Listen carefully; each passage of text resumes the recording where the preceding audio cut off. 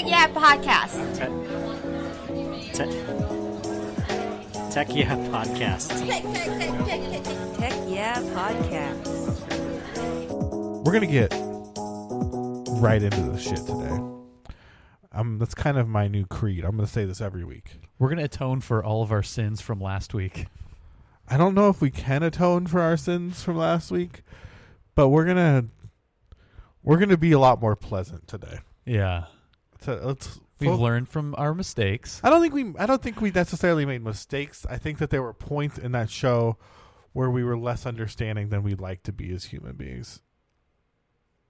I guess. We broke our one cardinal rule. Which is don't talk about politics. Yeah, we had one rule and we broke it. You always want to talk about politics. Because it's so interesting. That's the only thing anyone ever wants to talk about now is freaking politics. It is very interesting, but we will do a better job at navigating around politics. Yeah, and I think I don't even know if I'm going to lead this in the show. This might just be us talking to each other. But I think the thing is we need to make sure that we maintain an empathetic viewpoint. You know, I think it's okay to have strong opinions. For what we're trying to do, yeah, I agree. Like, we like technology. We're talking about technology news. I think having strong opinions is great. I think having strong opinions and thinking people that don't agree with you are babies or stupid is less great. Yeah, I mean, there are a lot of stupid people out there. And there are a lot of babies out there. But there's a lot of babies and stupid people that I also think like me or think like right, you. yeah, that you agree with. Yeah, right. I agree with a lot of stupid people. So, you know, it's important to make sure that there's a distinction that it's like I am arguably one of them. Yeah. Well, it's important to be like this is an exercise of thought, not an exercise of command. Yeah, you know what I mean? Yeah. Okay. Bill, how you doing this week? I'm doing very well this week, Tony. Thank you for asking. Halloween was great. First Halloween in our current house, and it was absolutely mad. We were only there for probably about an hour, and we had 300 trick-or-treaters in an hour. It was great. Madness. I had zero. Madness. Mad. I had zero trick-or-treaters. That's depressing. Yeah, I live in a dark Chinese neighborhood. Dark alley. Yeah. No, my house is actually it's a really nice house. Like it's very nice, but it's a ethnic neighborhood. You know what I mean? It's not Halloween just not a big thing in that neighborhood. Not really. Yeah. You know, so you just don't see it a lot. You see a couple groups of kids like maybe walking through to something else, but I think most people that trick or treat do it at like there's a shopping center down the road. They probably go there or something like that. It warmed my heart yesterday. I walked down the street, and by yesterday I mean last week for you guys listening. But yeah, it warmed my heart because it felt like the 90s. Yeah. You know, it was just kids everywhere in the neighborhood. I mean, like at least 10,000 kids in my neighborhood. It was unreal. My roommate has 2 kids, and they're here like half the time. They live in Taiwan the other half of the time. Oh, okay. But even just like waking up, and one of them was a little vampire, she's a little 4-year-old girl. Super And cute. the son's like Captain America. He's like 1. And he's Captain America. And it's just like, yeah, just waking up to those two, and they just chasing around the house. It's really cute. Super cute. Yeah, and it's nice for me to be living in a neighborhood now where there are a bunch of kids out walking around with their sacks and their buckets and getting candy. There were a lot of parent chaperones. I mean, they were always there, but there were so many kids that it made it feel like it was back when we were growing up, and it was like, all right, be back at 10. And you just kind of you were just let loose in your neighborhood. It's funny, on Reddit I saw this thing, and some website provides it, right? It's like some parenting website, and it's like a card for your kids to carry that says like, my parents know where I am, I'm safe. There's no need to call the cops. Yeah. And it's got like crime statistics between like 1970 and today and stuff. And it's like, it's such a silly idea, but it is true. Like, it's safer. We just are so like hypersensitive, and it's got to be hard to be a kid right now. And like, like that freedom of like being a child and exploring that, kind of like we all felt like we were the Goonies back then, right? Oh, 'Cause we were, exactly. Yeah. they were always on an adventure, like creeping around somewhere we shouldn't have been, Absolutely. getting chased out of construction sites. Yeah. You know, like, Oh, I had so many of those stories. It Yeah. was so much fun. Like that's the crap that I remember doing. yeah, me Being too. a kid, and who knows how damaging it is to have that removed. Yeah, I mean, Like 10, 20 years from now, like how messed up are these kids going to be? you can definitely see like the gradual decline in independence. You know what I mean? And I hope not. I hope not too. I'm just saying, even Yeah. in people now that are older teens and their kind of inability to be independent. It's, you know, I think it goes hand in hand, right? Like sneaking into construction sites and doing your own laundry kind of go hand in hand. You know? Yeah. Well, last night at least was a glimpse of hope Yeah, to me. It that's was great. it was kind of cool. I think it's, you know, the kids are all right, right? Isn't that what they say? Yeah. Right? You know, it's Yeah, not they're so all right. it's not so bad. How's your week been? It's been good. Holly was good for me too. I was a robot. I really liked your Starbucks outfit. Your Thank team you. did. Yeah, that was a little team outfit. I think it's a cool. I got made fun of that like all night because I was walking around the neighborhood for a little bit, and people were like, "Oh, Starbucks! Hey, can I get a frappuccino?" Yeah, everybody, of course, Yeah. frappuccinos. Everybody. I Great. had to come up with a lot of smart ass remarks back to everyone. Like, "Hey, Yeah. this is my job." I Yeah. said that to this one parent couple. Could you be any more of a flat white? Okay. So funny. This one couple, they were like, "Oh, Starbucks, that's so funny," and like their kids like run into this house, and I just kind of looked at them both and went, "I just got off of work," and they just looked mortified, and I chuckled. And Dick move. Yeah, Dick it was move. pretty dick move. They They could tell that it was. so my not. week's been good. Holly was good as a robot. It was pretty sweet robot. It was very Osimo, South Park Osimo style robot. Yeah, it was a few boxes taped together. It's actually sitting right next to us right now. But yeah, it was fun. It was fun to be a robot. I think people really got a kick out of it. What else happened this week? I've got some soft stories I wanted to go over. Not really like newsworthy, but Yeah. Well, Red Dead. Before you get to your soft stories, Red Dead came out. that was one of my soft It was stories. okay. All right. Never forget that. That was, Edit one, it that out. was one of my soft stories. Delete it out. Delete it. I'm not deleting anything. Everyone's going to fast know forward. that you ruined it again. This is just like we were playing Jackbox Party Pack and you would mess up the wraps, okay? Yeah, I said it. Well, it's hard to read typoed nonsense It is. It is. for the first time. It is. So Red Dead came out. It came out on Friday. So, A week and a half ago. yeah, if it's Monday, a week and a half ago. And it had the opening weekend sales record.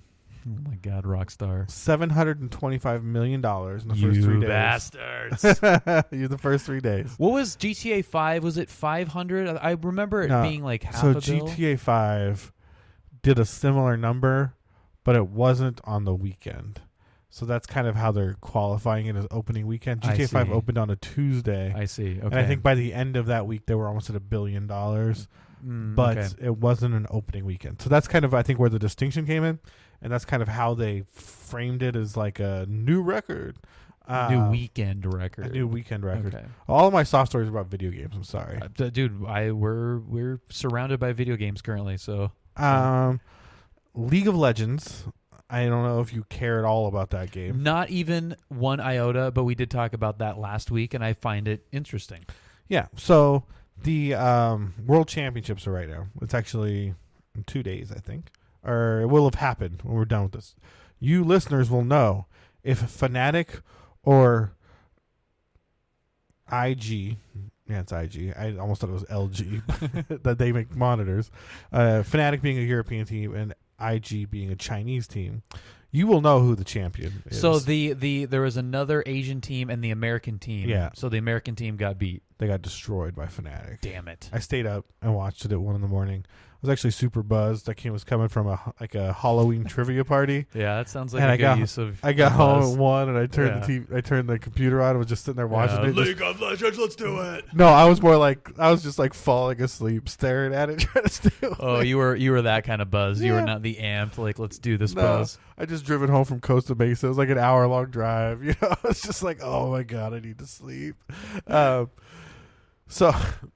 So championship this weekend will be very exciting. European team honestly, it's mostly always just Asian teams in these. So finals. it is kind of notable that a European team Even having a European team Cool. is a big deal. And Smash Brothers, which is going to be the hugest game coming in December for Nintendo Switch, had a Smash Direct this morning at like 6 a.m., 7 a.m., 6 or 7. a Smash Direct. So they announced new characters. Wow. So one of the characters they announced is Incineroar. It's a Pokemon. He's been kind of leaked. People have kind of known he was coming. Incineroar. Yeah. Is it a dinosaur kind of looking thing? He's a wrestling like dinosaur thing. He does Gotcha. wrestling moves. I think I think it's very stupid. I'm really not into like late Pokemon. It seems dumb. But they also announced Ken from Street Fighter as one of the characters. Wow. I thought you were going to say Ken from Barbie. No. They Damn had it. I was like, they've that's had Ryu, so Ken's going to be like his counterpart. Okay.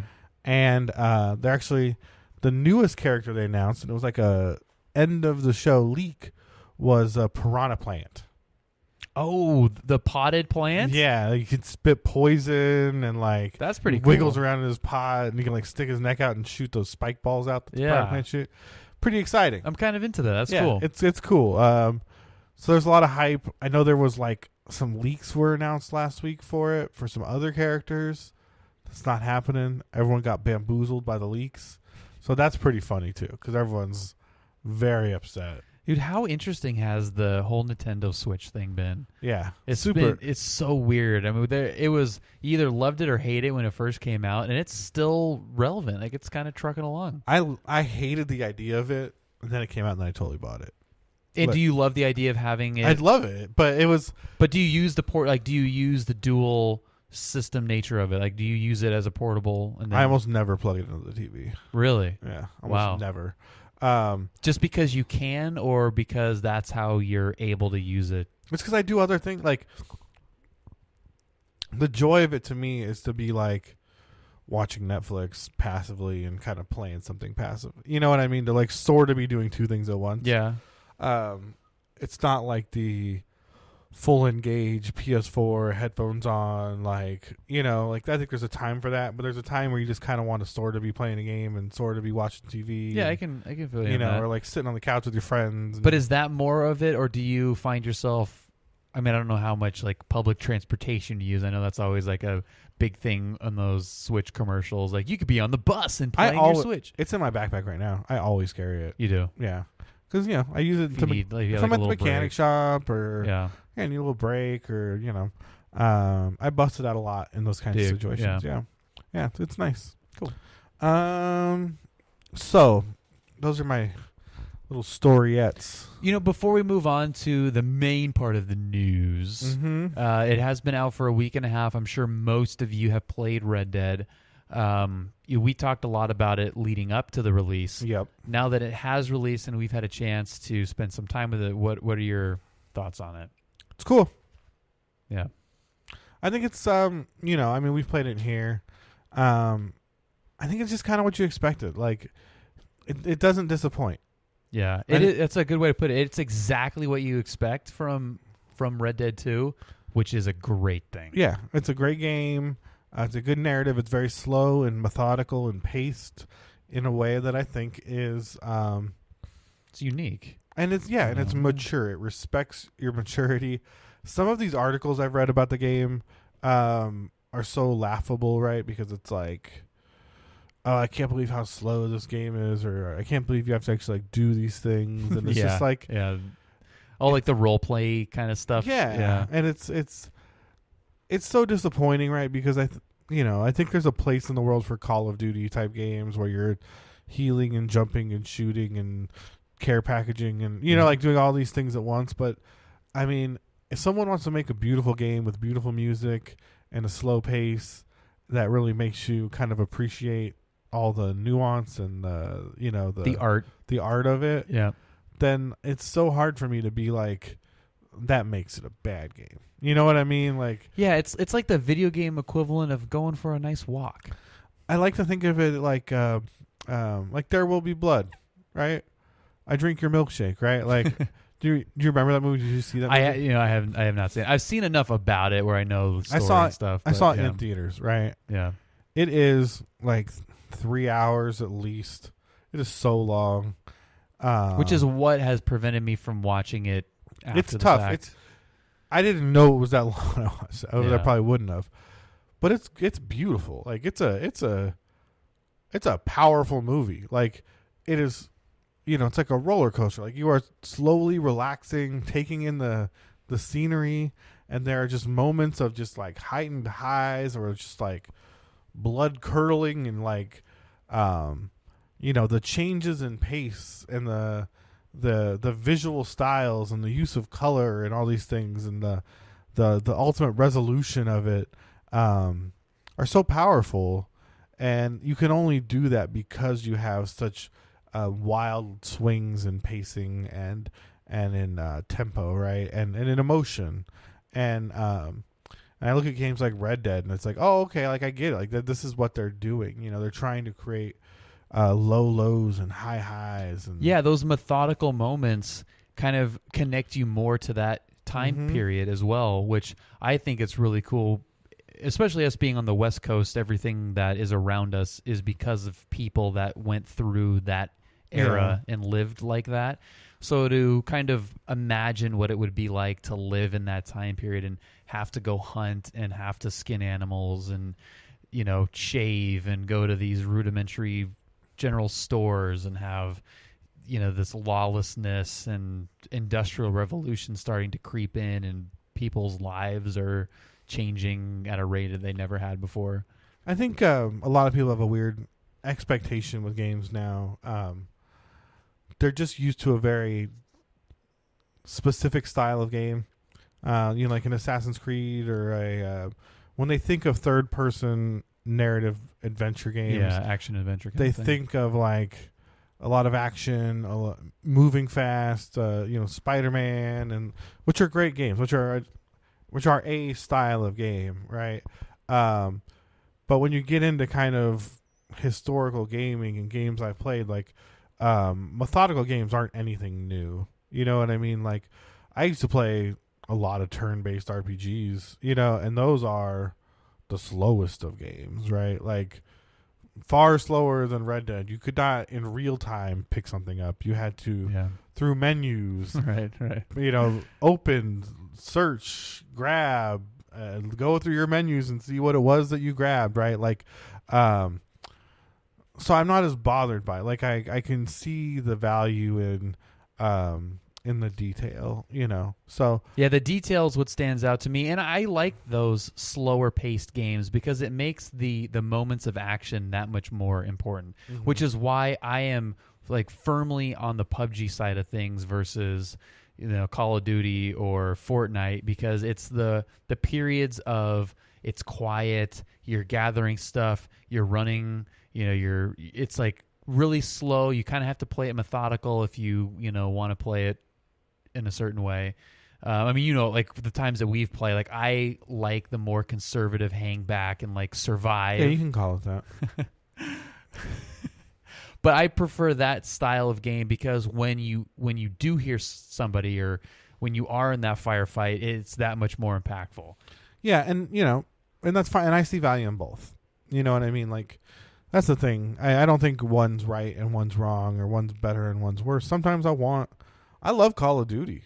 Like I like jumping in there and being a super soldier and racking off just mowing 1,000 down rounds people out of a crazy SMG and jumping off people's heads and stabbing them in the throats and launching Hellfire missiles, right? Like that's super fun too, but that doesn't mean that I'm somehow turned off by something that's got a bit more methodical pace. Yeah, it's like it's just like any other entertainment. PUBG, or not PUBG, but like Fortnite, Call of Duty is kind of like the Marvel movies. And, then you've got Red Dead Redemption 2, which might be more like Game of Thrones, where you've got episodes where, nothing happens for 2 episodes. And then there's an episode where everything happens. And it's because of those stretches of nothing happens and it's building tension that makes when something does happen that much more impactful. I'll tell you this, like, I like Call of Duty. I don't give a rat's ass what happens to Ajax after the fight is over. Okay, None at all. you know what I yeah. mean? Like, I'm not worried Yeah. about. It's a good dopamine shot, Yeah. but I don't care what happens. I don't care about the characters, right? I'm not like, oh, is Ajax gonna make it? I only died 17 times this match. You know what? Yeah. And in the same way, like when I play Assassin's Creed, like there's a reason it doesn't bother you to dive off a building and break your character's neck, right? It's because this character really doesn't. You don't feel anything for these characters, right? Everything's fast and disposable, and not everything needs to be that way. Sometimes it can kind of make you cringe when you catch yourself on fire or get killed falling off your horse. You know what I mean? Right. Yeah. Sometimes you can be like, oh, I wish that didn't happen, Yeah. right? But all right, let's get into the meat because we're like 30. News time. We're like 30 minutes into this already. I love it. Are we 30 minutes? I We're don't know. not succinct. We're 21 minutes into this, but so I'm going to start with mine because I think yours is going to get more heated than mine.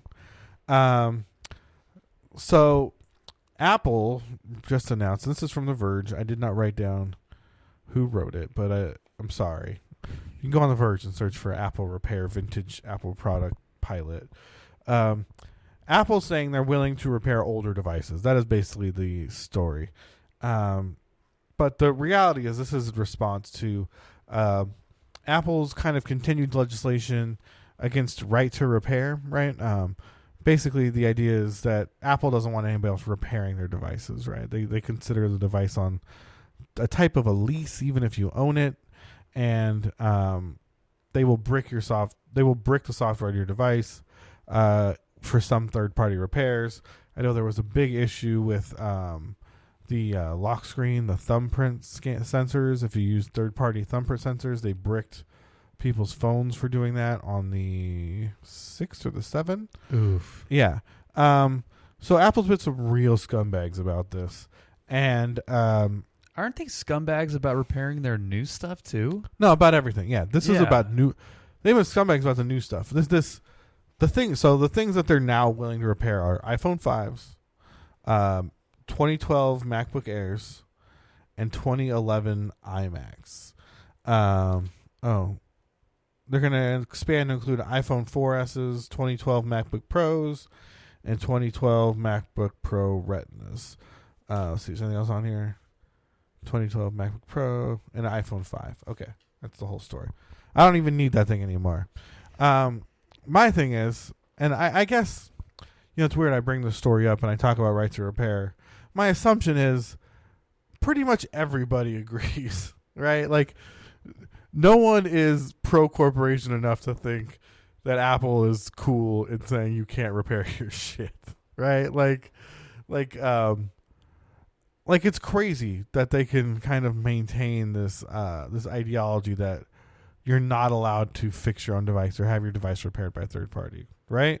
It bleeds into their software too. Yeah, well, Just everything about what they do is based on, we know better than you. Do not touch it and buy everything that we make brand new every year. yeah, and I'm tempted a lot of times. I've always been tempted to get an iPhone, right? Because they're nice. They're super nice phones.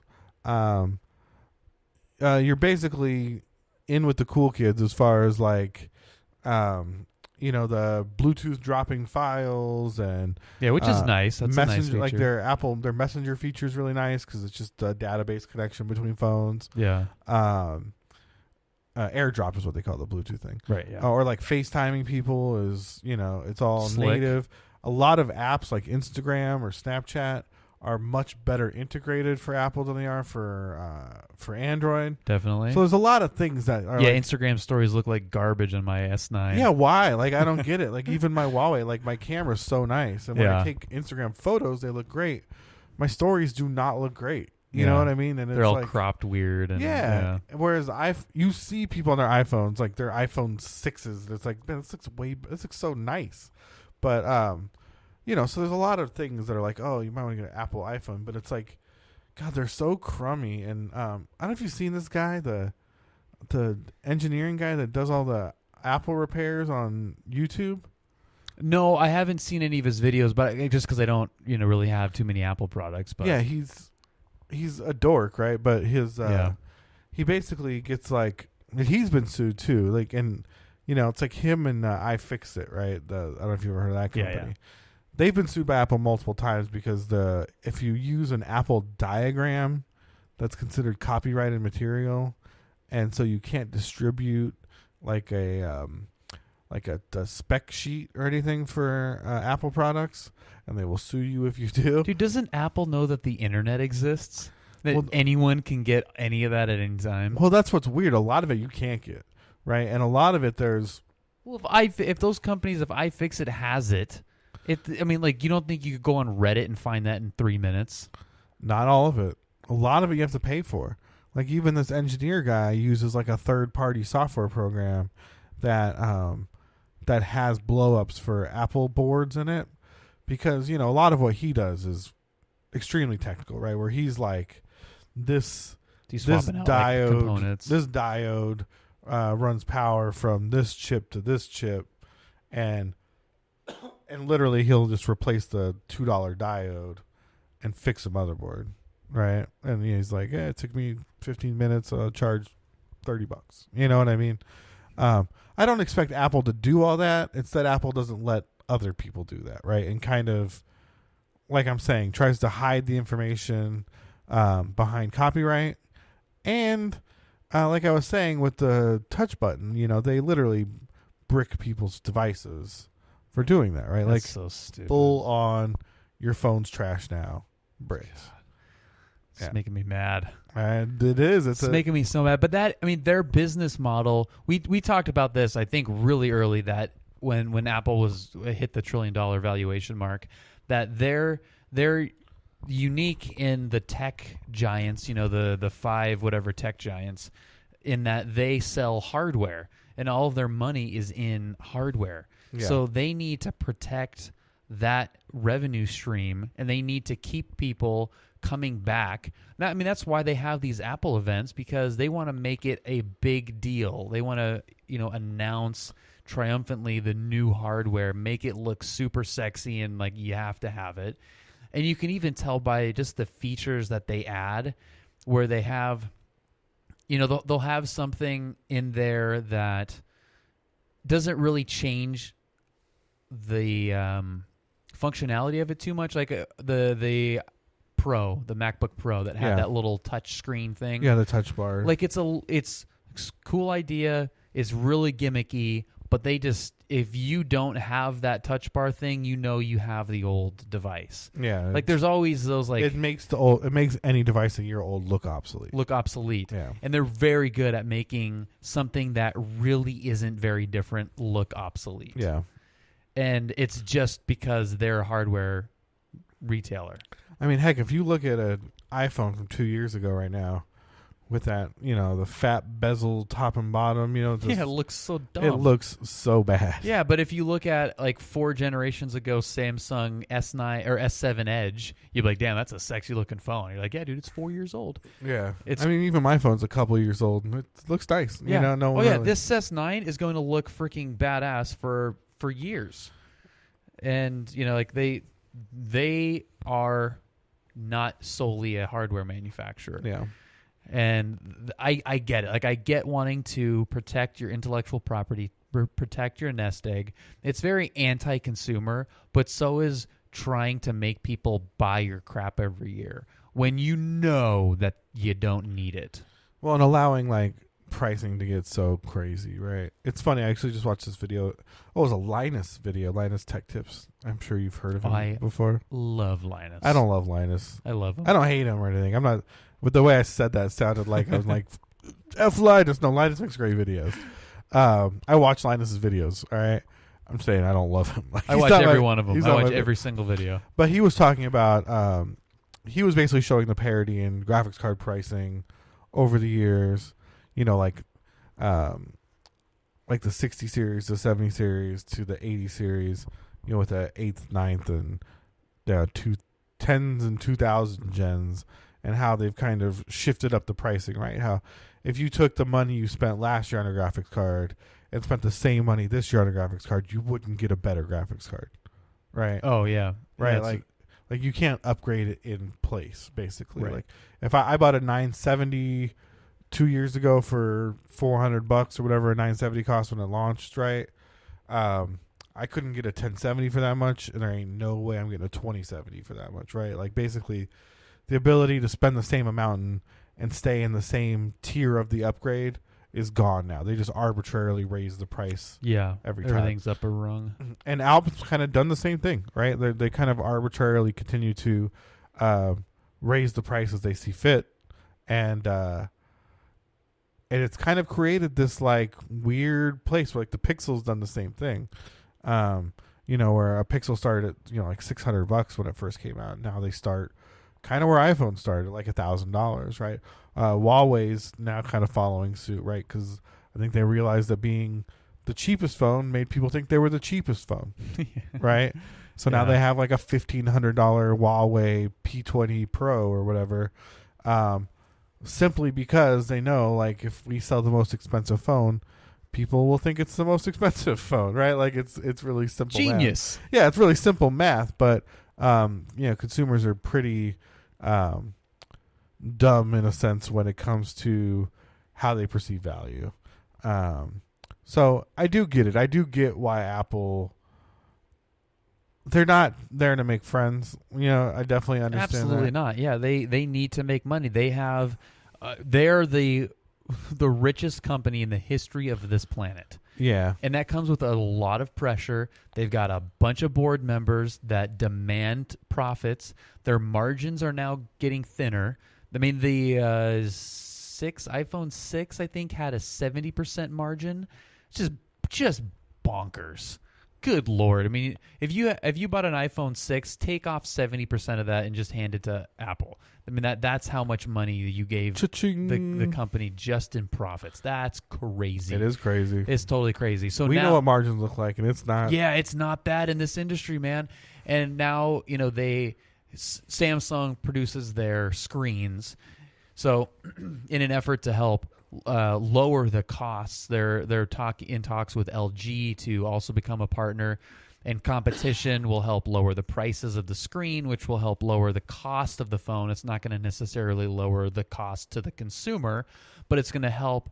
It's going to help with their margins because all of these components are now getting more expensive.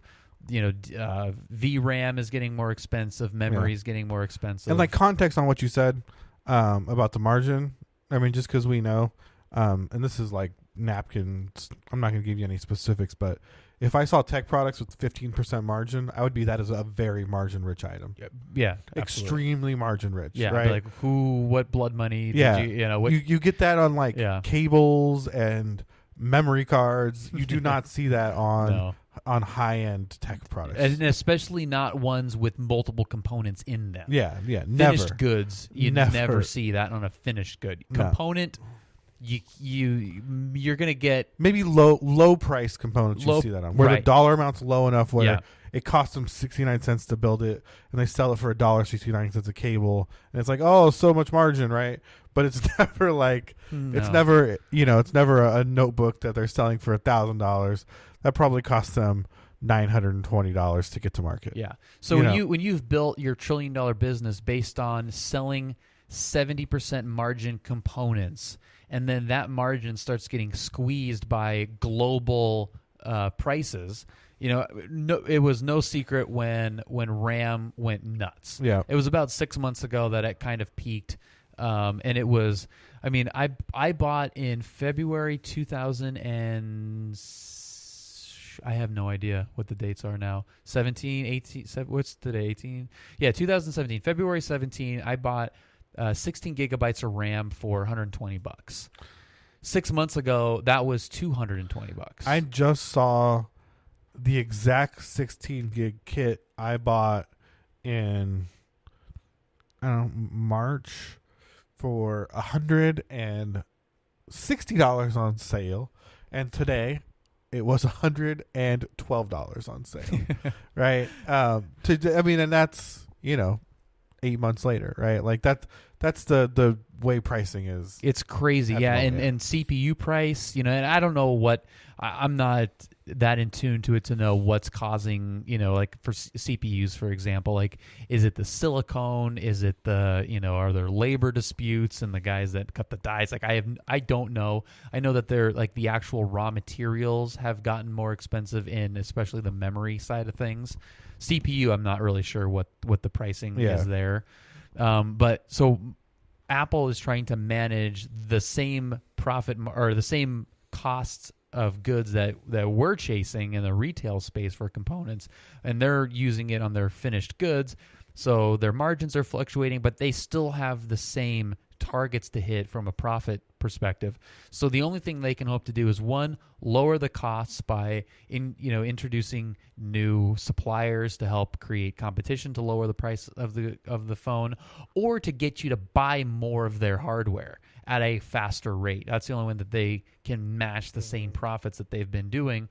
And I think that's prompted a lot of backlash recently from the consumer perspective that's causing them to kind of like pull back on some of this stuff. Yeah, and I think, the real issue is like, I think this is kind of going to be like the final word on it, but, that they've definitely been forsaken honesty, and I think that's kind of where you get into a real shitty area, right? A place the battery slowdown. Yeah, a place where fiasco. consumers really get upset, right? The battery slowdown fiasco. There's a bunch of like hidden camera videos now of people bringing in their MacBooks, and they just like take them in the back and say, "Oh, it's too expensive. We can't fix it.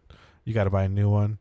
And then they get it fixed for like $40 somewhere else, right? Like there's a lot of that stuff going around. I've seen a bunch of that recently, and all this it's crazy. talk. And it doesn't take a lot of people to bail on your company for it to make a huge impact. Huge impacts, right? When your product is $700 phones and $1,500 computers. I think there's one thing people that aren't in big companies don't realize is that like the only measure of success is growth, right? Like you can't be $1 trillion company one year or $1 billion company one year and a $950 million company the next year, right? As much as that sounds like a lot of money, that's a loss. It's a failure. That's a failure, yeah, right? You failed. And because no one's projecting that loss. Yeah. And the minute you go from being $1 billion company to a $900 million company, investors leave, the board starts throwing in the towel. People get fired. Yeah, people get fired. Yeah. You're trying to liquidate. You're looking to make low-cost product. You know what I mean? Like a lot of things start to change really fast the moment that growth isn't achieved in a year. So, it seems like, oh, well, they got so much money. It's like it's never going to change. It's like, no, all it has to do is like look like it hit a ceiling. Yeah, not grow as fast. Yeah, not grow as fast. Or, yeah, you could still have a positive growth year. And if the projection was 4% and you're at 1.5%, they're going to see that as losing $150 million. You know what I mean? Because that's 2% or whatever of the change. And so, you really, it doesn't take a lot of negative sentiment. Yeah. To this is a gamble for them. I mean, they're going to lose money by people repairing their 4S iPhones. Yeah. Without a doubt. But what they're hoping happens is that they're going to build up enough goodwill back with those guys that they lost from the slowdown and this right to repair stuff that they'll come back to the brand. I mean, it depends how they price it, right? If it looks like they're trying to be helpful, I think that's true.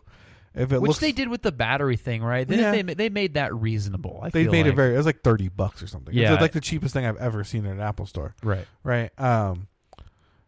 But they keep it reasonable. I think that's great. If it's like you're trying to repair some vintage custom product, I think it's gonna really get uglier and uglier for them. Yeah, it's a lot of parts that they're gonna have to stock and buy and have on the shelf, and that's They charge so much money. It's a lot of inventory. My that's buddy just was sitting there. I was my buddy to the Apple store a couple weeks ago, and he wanted a band for his Apple Watch. There's so much money. And I was like, we were at Glendale, and there's like a Saks right there or something, or Neiman Marcus in that shopping center, and I was like, don't buy it here. I looked up Neiman Marcus, and I'm just like, you can get like a leather, like I don't even know, like a Louis Vuitton Apple Watch band from Neiman Marcus for like $300, and like the Apple brand one was like $400 from the Apple store. I was just like, get out of here, like run, like don't buy it. But Yeah, being able to walk into an Apple store without looking at any price tags, that's the sign of real wealth. yeah, that's super. That's when you know you're balling, is when Yeah. you can just like walk. I'm just gonna stop into the Apple store and buy a couple things. I need a new case for my iPhone. Yeah, I need a new tablet and Yeah, I'm not buying my case from this kiosk outside. yeah. I'm gonna go for inside an eighth of the price. and buy the Apple brand one. I need to buy something from a guy in a blue shirt. Yeah, I love these guys. All right, enough on this. Bill, what did you want to bring to the house tonight? Well, okay, so I know I said that we weren't going to go political, and I am going to stick to that, but unfortunately, there's going to be a slight... Sound the alarms. So what's going on with politics and airplanes today, then, Bill?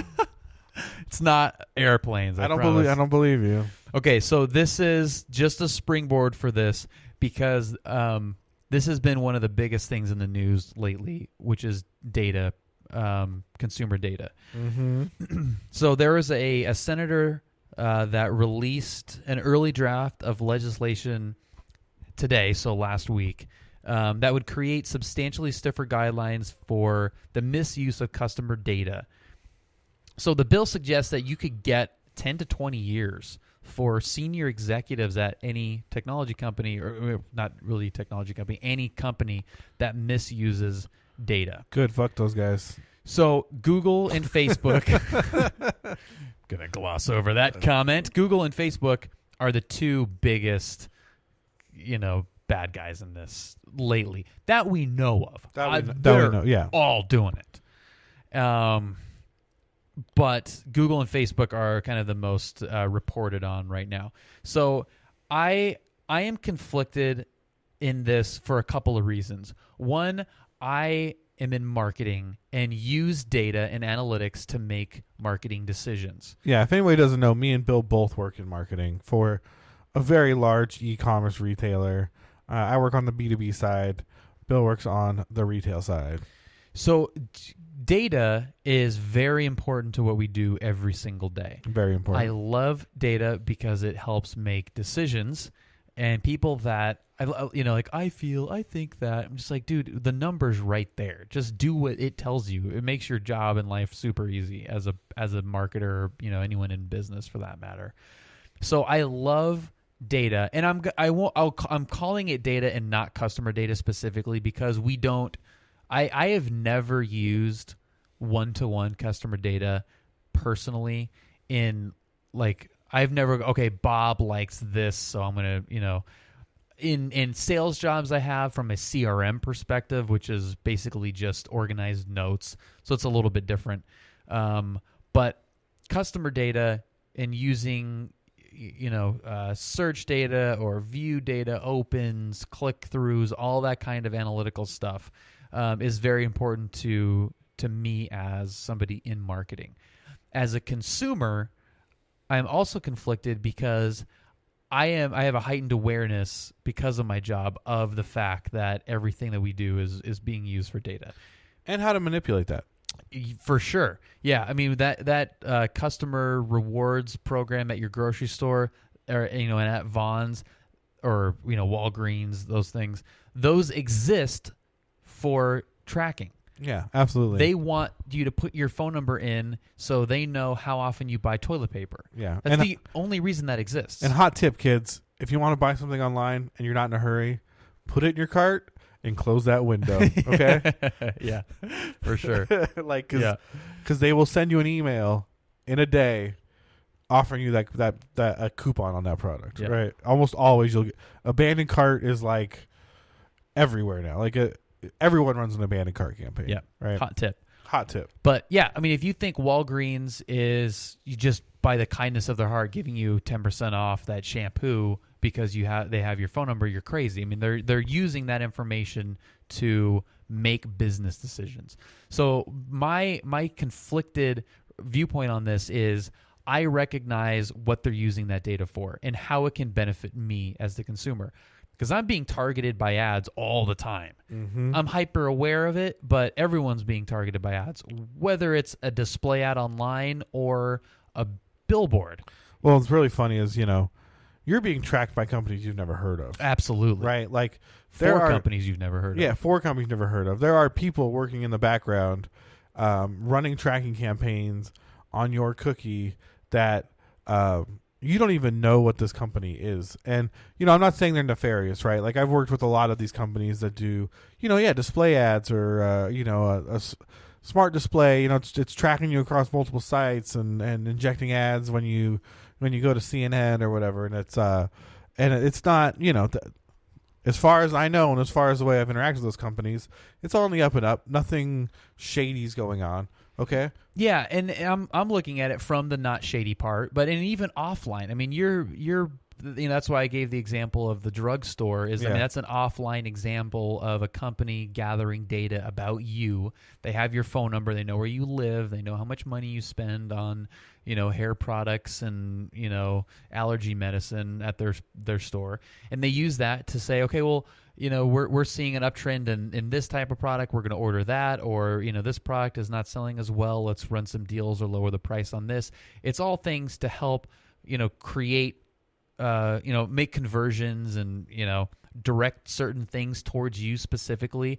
Because I know, like, if I see an ad, I want to see an ad that would help me. I want to know about products that I could use or that I would be interested in. Yeah, and I think the thing, a thing to remember is, these companies that are tracking you, or these people that are, I mean, it's funny because we have such a marketing perspective on this, but, when a company looks at you as a consumer, they want you to buy things. They don't want you to not buy things, right? So they want to know what you want to buy so they can give you a discount on it, right? Because they need to move product, right? Yeah, a discount or present it in a way that makes you go, create urgency to somehow get you to buy it. In general, though, the way they create urgency is that's the easiest some type way, of promotion, right? Yeah. Like, this guy loves video games.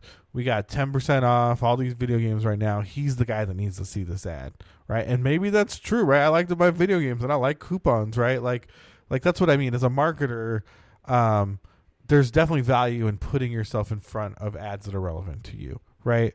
I was just talking to someone today, one of our designers, about campaigns and about, how it is important to give people value for their click, right? Like, when you have a captive audience and someone is willing to participate in your promotional campaign, like, how do we guarantee value to that person? How do we make sure that they don't feel like they wasted their time?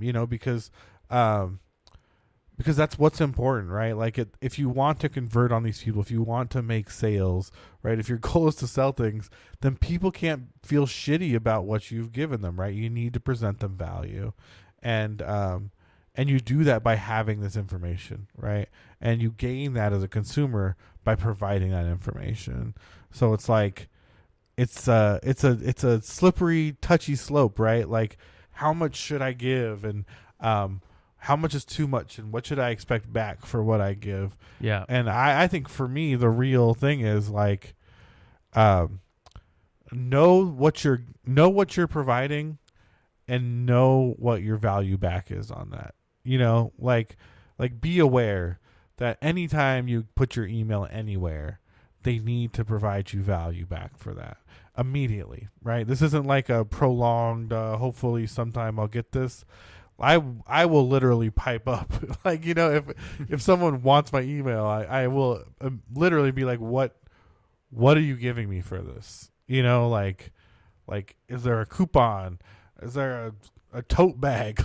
like, you know what I mean? Yeah. Because you're giving them something with value, like, that costs money, and it's a lot of money, right? Like, cost for customer acquisition is so high that if you actually plan on buying something from a company, they kind of owe you, like a lot of money. Yeah. Right. So, just know your value proposition, I guess. Yeah. And as a consumer, I want relevancy and value for that information. Yeah. On Instagram, like, I will, if I see an ad that is not relevant to me, I will say I don't want to see this ad because it's not relevant to me. Like, I want to be given relevant ads. I like I love it when the internet works and I'm fed something that I had never seen before, I didn't know anything about, and I am being presented that. Whether it's like a YouTube suggested video or, you know, a new product or, you know, whatever it is, that makes me super happy. One, as a marketer, like, hey, this is, you know, this is working. This is an example of, you know, of my data being used correctly. But I also understand that with that comes a lot of my personal data is in a bunch of places that I don't know where it is. Yeah. So the, you know, potential future legislation making it, you know, making these executives really pay for knowingly mishandling data, or, you know, the Cambridge Analytica crap, which is not just Cambridge Analytica. You know, in the article that I read, you know, they say like, you know, Facebook, which had the Cambridge Analytica thing, that literally, this is from Cambridge Analytica. So, you know, whatever you want to, just transparency, but thousands of app developers were using that same exact feature, sold to them feature of, if you opt in, they have access to all of your friends. Thousands and thousands of apps. Yeah, no, absolutely. So you've Not agreed. just You've them. agreed to it. Yeah, not just Cambridge Analytica. So That's why you've never heard Mark Zuckerberg like Good. coming down on Cambridge, I right? mean, the Antichrist, Mark yeah, Zuckerberg. I'm just saying, like, he knows Yeah, he knows that they actively sold that to everybody. to everybody. And as from the marketer side, you're a number. No one cares about, you know, Bob Smith. He, you know, likes to search for this stuff. No one cares. No one's looking at it from that perspective. They might look at it as 40% of the people that are in Bob's demographic look at this thing, but no one cares about you specifically. Yeah, the only people that care that you search for herpes medication are people that sell herpes medication, right? Yeah. Like, there's not Yeah. this, like, nefarious little troll guy being like, That's "Did you gonna blackmail Did you you with see it." what Bill's looking Yeah. at? I can't believe it," right? The only people that care are the people that have an opportunity to make money Yeah. selling based on your search. Right. Now, the obvious part of all this is, yes, of course, your address, your phone number, your date of birth, your social security number, all of the personal data that can be used by criminals to steal your identity or to make fraudulent purchases or to, you know, that is what all of this stuff is trying to prevent. No one, you know, this legislation isn't trying to prevent marketing companies from serving you a coupon that is going to help you buy your herpes medication. So Is that a good coupon? it's 15% off. Wow. But it's only good for this weekend. Oh, So you got to hurry up. So might need to stock up. I'm just saying. all of these, you know, like smart speakers and, you know, the Facebook portal thing that I completely dogged on, which I still think is a stupid idea. You know, Don't put cameras in your house. Don't put cameras in your house if you don't want people looking at you, because they are looking at you. They are recording you. Your phones are recording your conversations and using that to trigger. How many stories have you heard of people like talking about something they've never talked about before? Like, hey, let's go on a Norwegian cruise. They've never said that word ever before. You open up your phone, go to you know, your favorite website, and there's an ad for Norwegian cruises. It's not a coincidence. I don't know. That sounds like a coincidence. They're listening to you. Well, they definitely. I mean, the technology works by listening to you. So how can you think it's not listening to you? Exactly. So, okay. So that's all kind of the backstory. Tony, Bill, do you want to be Ron Swanson and be completely off the grid and, you know, hide your money in the ground? Or obviously this is, you know, hyperbole, but, or are you in the freely, here's all my information, sell to me? You had to pick one of the other. do you know who? What's his? I don't want to say his name wrong because I feel like it's gonna make me seem like a jerk. MKHB. Marquise, right? Yeah, Marquise. I don't know his last name. I don't want to be like Marquise Bowles. Cabola. I don't want to say it bad, right? But I love his videos. His YouTube channel is amazing. He was on Joe Rogan last week, and I kind of share his opinion, right? Maybe more almost predatory than he does, but he's like, if you want my information, I just got to get something out of it, right? Like we got to understand the exchange, right? And that's kind of what I'm saying to other consumers, and how I treat it myself as a consumer is like, I will give you certain information. I will provide you accurate data. I need to know what I'm getting back for that. And I want to be able to knowingly decide if that's a good value, right? The moment it like spirals out of control from there is where I think it gets real shitty, right? And it always does. That information always gets out somewhere, right? But what about the stuff that isn't necessarily asking you for the information, but where they're taking it? Like your cell phone's listening to you, or your Google Home is listening to your conversations, or when we get down to the what's that movie with Harrison Ford that what's his face just redid? The Terminator. Not the Terminator. Harrison Ford was in The Terminator. Oh, what's the one with the neon? They just redid it. They had like 2049 with Anne Heche on the island. No, not Blade Runner. Blade Runner. Blade Runner? Blade Runner Oh, is what I'm thinking of. That. Yeah, no, Blade Runner, where they have like the targeted ads that are holograms that follow you and stuff. So here's my thing. The retail kind of side of it doesn't really bother me. Right? Where you're giving the information, where you're giving them, or your even email. if I'm searching for white leather sneakers like these fine mothers right here, and I start seeing ads on some sick white leather sneakers, or you know what I mean, like it's. Or just sneakers in general, or some some sick designer jeans to kind of show those bad boys off. Like that part is it's very superficial, right? And it's trying to provide me like it's trying to use intelligence to provide me a retail experience, a positive retail experience.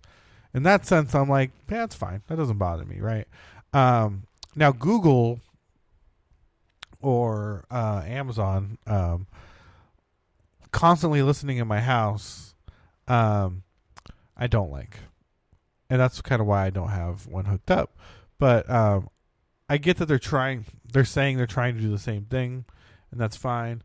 But like Alexas have been subpoenaed for criminal cases before, right? Because they are always listening. I don't know if have you used an Alexa? Or, I haven't used Alexa, but or whatever they call that. I can't remember what they call it. Echo. But I do have Google Home. So even in Google Home, you can go in and listen. Like you can see all your requests, right, and like play them back, and hear all the background noise. You hear random ones that you don't remember requesting. You know what I mean? Like I always see that light flash on every once in a while. Yeah, and like, you look and it's like, oh, there's just like 45 seconds of conversation that's been recorded, right? And there's, you really can't just think that it's only heard what is recorded, right? Like it's heard everything. It's listening. It's listening for its cue. It has to listen. Yeah, all the time, yeah. And so, maybe at this point, Amazon hasn't had to yield to any of the subpoenas, and Google hasn't had to share this data with any government agencies, right? But at some point, you know what I mean? I don't need this, like we're getting into very Orwellian times here, right? And for the most part, I don't think it's a big deal, right? Like I don't care if it hears me. If this thing hears me masturbate, right? Like, I'm just trying to think of what the most embarrassing thing. Yeah, I knew that was right? coming. Yeah. If the thing hears me masturbate. And whatever weird crap we're adults. We're adults, okay? I don't care. It doesn't bother me, right? But if this thing hears me say who I want to vote for president, right? And decide to pitch me ads, or at some point in this Orwellian future, like, inform people around me of, a decision I made years in the past, right? Like, I can tell you this right now, if people could search my Reddit and other forum history from when I was 18 to now, they could dig up some real garbage shit and post it on my Twitter and affect my relationships with people, right? Like, because we've all been stupid and said stupid things at times. Oh yeah, right? I could never run for public office. I'd be screwed. No, you could. It's just it's so hard to. It's so hard It to. would be rough. It's so hard to make these links. Those attack ads would be brutal. Yeah, it's so hard to make these connections until you put an always running microphone in your home. You know what I mean? Then it gets really easy to make these connections, and that's the shit that I think is terrifying. Right? Is this leap from like, oh yeah, I made some crappy posts on forums when I was in high school. Probably said the N-word, or you know what I mean? I probably done all kinds of like things I'm not proud of and wouldn't want to be, wouldn't want to define me as a person, and gotten in fights with kids that didn't deserve it or picked on kids. You know what I mean? Like I've been a part of a lot of shitty stuff, like we all have, and we can separate from those things and compartmentalize those things until you put a microphone in your house, and it can connect all those things together on you. You know what I mean? It can build a profile of you over time that connects you to all kinds of things, and is like, oh, this is the type of person that's going to vote for Donald Trump in 2020. Yeah, and right? Like, or this is the kind of person that's going to stop you from winning this election, Mr. President. You know what I mean? And it's like, so then what? Then what do people do with that information? You know what I mean? Like, because that's powerful information, right? Like the moment like, I need 100 votes to win this state, right? And I can use Alexa to guarantee that those 100 people, I can profile 100 people that are going to vote Republican, and I need a Democrat to win this state, right? And I can, Facebook could provide this, and we could make some changes to this world. You know what I mean? Like, that's not like far-fetched. No, it's not far-fetched at all. Right? Like, that's easy. Like, yeah, and heaven forbid we go down the road that China's going down right now with their social social standing thing. China's like next level with it. Like, yeah, and they're the city that is testing that right now, dude. It's weird. It's crazy. It I was is watching weird. the video, like the sample video they show. Yeah, and it is crazy. What was the example that I saw from this week? It was on like the train, and it was like you have to be standing, or there was some like weird, and it was in English. Or like if any other passengers act out of place, like. Did you hear that yeah, same I thing? saw that. And the recording on the public train was in English. I think it looped different languages is why. Did it? Okay. All right. Yeah, that would I think you just saw the English part. Yeah. So yeah, I mean there's an example of, a Google Home and Alexa type device on public transportation that's recording your, how polite you are on the train and giving you a score. We're all very conscious of the way that Google and Facebook and Twitter, the way that their influence affected the most recent election, right? For better or worse, no matter what political side of the spectrum you're on, you have qualms with the way social media and search engines affected the outcome of the most recent election, right? And they're private companies; they get to do that. Yeah, they're private companies; they get to do that, and it can only get so much worse. You know what I mean? They can.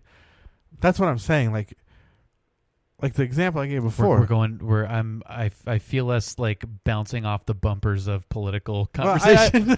I think. Well, I don't think this conversation is political. I think the issue is the power in things like politics. Right. All right. Let's. I like the retail example. I think is as intrusive potentially as the political stuff. I mean, the political thing I think is hot button now because people are so identifying with one side or the other. So if you're outed as something or being shown something that's offensive to you or not, that there's a bigger reaction. Whereas Walgreens sending you coupons in the mail for Kleenexes because they know you have a cold. Yeah, I just think politically, you could make real changes in people's lives based on even small samples. You could do really low cost things that would have huge influence if you could isolate people based on on an archetype that you've been able to gather through this data, right? Yeah. But I also think that if they're listening to you and they overhear a conversation that your phone is slowing down or you're running out of memory on your phone, and then they I'm just saying if you see that, let's slow his phone down even more. if you see that one neighborhood, is going to vote 72% against you, and it's got 200 people in it, and you need 130 votes to win this district, and you just no buses seem to be able to make it out of that neighborhood. There's really bad traffic, right? Like there's a car accident, there's a semi stuck on the highway, right? Like Watchdog style. Well, I mean, it's some level that's kind of all you need, right? Like it could be very easy to accomplish those things for very low cost, and I'm not big on like gerrymandering, and people just need to get out and vote. Like I vote by mail, right? All I'm saying is like,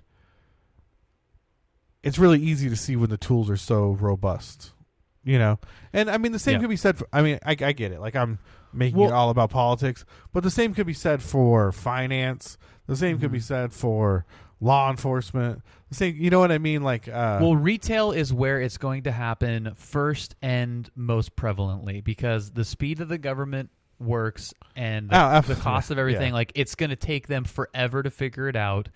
But retail, because that's where the money's at, that's where they're going to leverage it. Profitability first. drives. Yeah. It's going to be, hey, where do you think we should go to dinner tonight? And all of a sudden, you've got an ad for Mimi's Diner down the street, on your phone as you open it up. Like that's the kind of stuff that. Or you either think that's cool or you think that's intrusive as hell. Or you say, where should we go for dinner tonight? You open up your phone and type dinner, and it shows you the sponsored ad. Well, that's what I mean. Yeah, Yelp, like the Yelp feeds into what you've done, and the sponsored ad for Yelp. Yeah, that's what I'm referring to. Which is already it's like. Yeah, that's what's happening now. Yeah, and I don't know if I don't like that. And it makes me kind of uncomfortable that I think that's kind of okay. And probably it's because I would love to be able to utilize that technology too. I think it's the man trying to keep us down, bro. It's probably the man. I heard it's the man out there.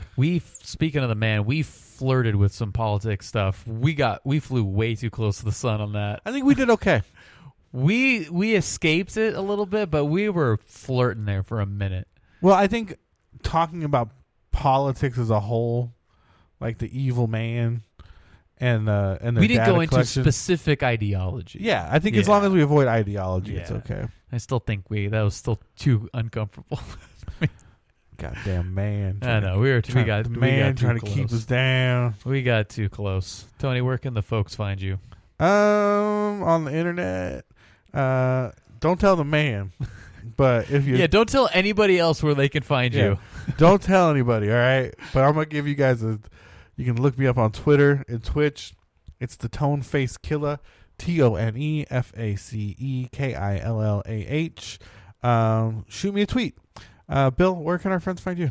BILL4LE on your typical social media places, but Twitch is a good place and YouTube is a great place as well. I like Twitter. I'm not a fan of Twitter. I repost from Instagram on Twitter. But I'm about Twitch and YouTube.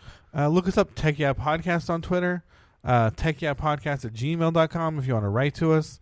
Tell us to just shut the F up about politics. Enough is enough already. Whatever you got to say, we'll be glad to hear from you. If you have any questions, we'd love to read them live on the show and respond. If you want a sponsorship, if you want us to sponsor you or you want to sponsor us, or either way, we go both ways. Yep. Shout outs both ways. We can shout you out. You can shout us out. We can shout each other out. However you like to do it. But thank you guys for listening. Hopefully you made it this far. Hopefully you turned it off like 10 minutes ago. Yeah, they should have stopped like halfway through. Yeah. But we love you guys, and we're glad you listened. Thanks for listening to Tech Yeah for this week. Check your. Tech Yeah. Check your. Bye.